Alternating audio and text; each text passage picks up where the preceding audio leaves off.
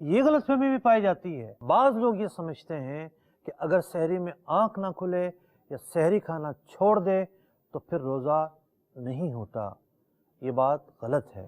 درست مسئلہ یہ ہے کہ روزے کے لیے سحری شرط نہیں ہے بلکہ نیت شرط ہے، اور نیت کا یہ حکم ہے کہ نصف نہار سے پہلے پہلے روزے کی نیت کی جا سکتی ہے۔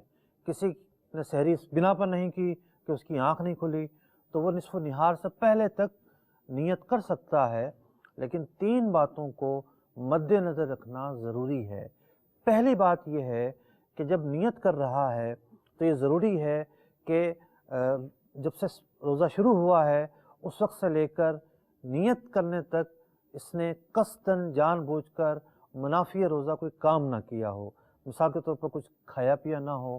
دوسری بات یہ ہے کہ یہ نیت کرے گا کہ میں جب سے روزے کا وقت شروع ہوا ہے اس وقت سے روزے سے ہوں، یہ نیت نہیں کرے گا کہ میں اب نیت کر رہا ہوں۔